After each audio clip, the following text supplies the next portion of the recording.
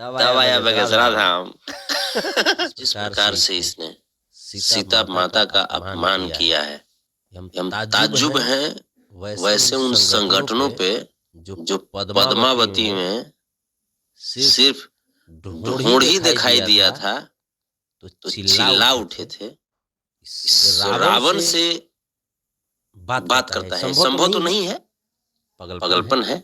लेकिन पागलपन में भी अगर कोई लोग वैसे इंसान से बात करेगा जो इंसान सीता माता का अपहरण करके सीता माता को किडनैप किया, सीता माता को लाया, उस इंसान का विरोध आप नहीं कर रहे। राम रहीम आसाराम ये दोनों बगसरा के घर के अंदर गया, तब है ना बगसरा बाहर आया।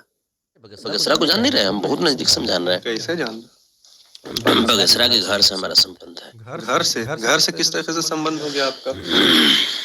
बगसरा जानता है, ये सब बात गोपनीय है, मुझसे मत करवाइए। बगसरा जान रहा है कि अहिर में एक आध गो संबंध जुड़ जाएगा तो बरियारे हो जाएंगे। अहिर में जुड़ जाएगा तो बरियार।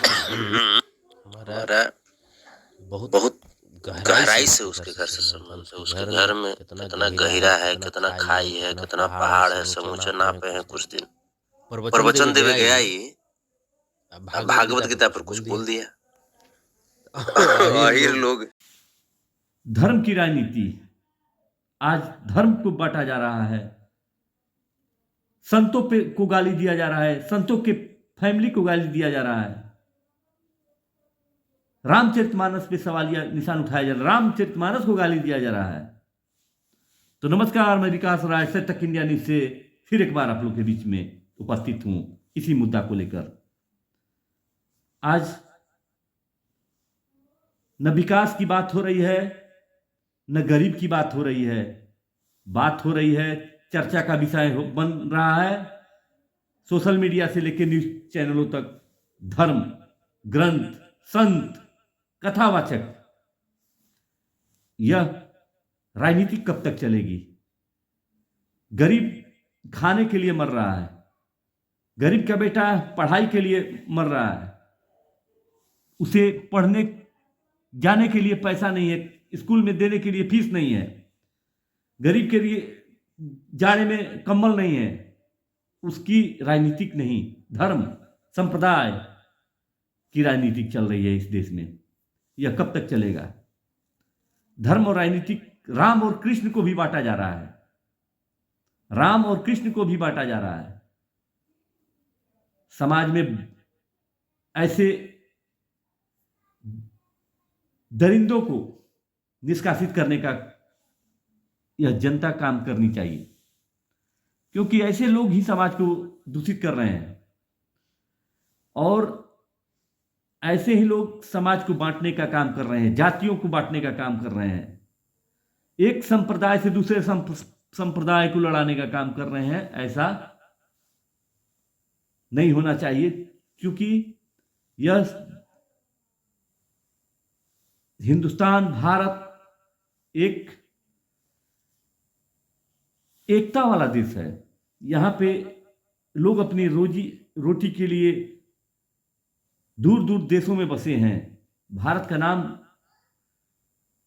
विश्व विख्यात है और यहाँ के लोगों की सोच, कुछ लोगों की सोच इतनी गंदी है, यहाँ तक कि छोड़िए लफुओं लफंगों की बात, बूढ़े जो मंत्री हैं वो भी उनकी भी जो दिमाग है सटिया गई है, वो भी रामचरितमानस के ऊपर सवालिया निशान उठा रहे हैं, उसको रामचरितमानस को भी गाली देने का काम कर रहे हैं।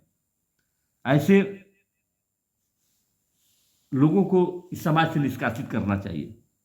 ये समाज को लड़ाकर समाज को बांटने का काम कर रहे हैं। गरीब गुरबा और उन जरूरतमंदों की आवश्यकताओं को ये लोग पूरा तो नहीं कर पाते। एक बैठे बैठाए मुद्दा उठा देते हैं, ग्रंथ, धर्म, संप्रदाय, और उसी से अब चाहते हैं कि चुनाव में आके खड़ा होकर जीत जाएं और अपना परिवार और अपना जीतने के बाद समाज का कल्याण करने वाले नहीं हैं। वो लोग अपना एसयूवी गाड़ी और बड़ी बड़ी लग्जरी गाड़ियों में घूमेंगे, कभी शीशा नीचे करके भी समाज के लोगों को नहीं देखेंगे। ऐसे लोगों से सजग रहे यह समाज, क्योंकि यह समाज को बांटने का काम कर रहे हैं और ऐसे लोगों से जो समाज और एक दूसरे धर्म को लड़ाने का काम कर रहे हैं। हर रोज कोई ना कोई गलत टिप्पणी, गलत कभी ग्रंथ पे, कभी भगवान को, कभी राम को, कभी श्याम को बांटने का काम कर रहे हैं। तो समाज के लोग चालाक हैं, बुद्धिजीवी हैं, लेकिन कुछ उसमें दो चार हैं जो बिहार और उत्तर प्रदेश के, ऐसे लोगों को समाज से निष्कासित कर देना चाहिए। ऐसे लोगों को लोग समझ रहे हैं, लेकिन उनको अच्छे ढंग से समझना चाहिए कि ये लोग समाज के और इस माहौल को बिगाड़ने का काम कर रहे हैं। तो आप लोग देख रहे हैं, जैसे कि स्वामी प्रसाद मौर्य हुआ, जो यूपी के मंत्री रह चुके हैं, वह भी भगवा रंग में ही रंगे थे, लेकिन जब भगवा रंग छूट गया तो वो ग्रंथों पे उंगली उठाने लगे और ग्रंथों को गाली देने लगे। संतोष रेणु हैं बिहार के छोटे मोटे कलाकार, कहीं कोई गाने के लिए उनको पूछता नहीं है, लेकिन सोशल मीडिया पे आके अपने आप को बहुत बड़े विद्वान और संतों को गाली देना और अपने से बड़े बुजुर्गों को तक गाली देना, वो तो ऐसे लोगों को समाज से बहिष्कार करना चाहिए, समाज को बहिष्कार करना चाहिए। ऐसे लोग को समाज में रहने का अधिकार भी नहीं है, जो समाज को लड़ाने का काम करे। गरीब के बारे में नहीं सोचेंगे ये लोग। जो गरीब का बच्चा घर में बैठा है, पढ़ने के लिए फीस नहीं है, उसके बारे में नहीं सोचेंगे ये लोग।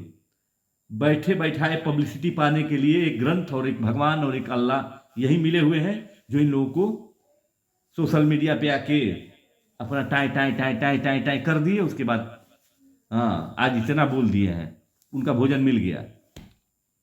तो ऐसे लोगों को समाज से निष्कासित और समाज को बहिष्कार करना चाहिए। आजकल यही चल रहा है। अब आप लोग खुद समझदार हैं। मेरा यह एपिसोड कैसा लगा आप लोग बताइएगा कमेंट बॉक्स में। तब तक के लिए धन्यवाद, नमस्कार। फिर मिलते हैं अगले एपिसोड में। नमस्कार।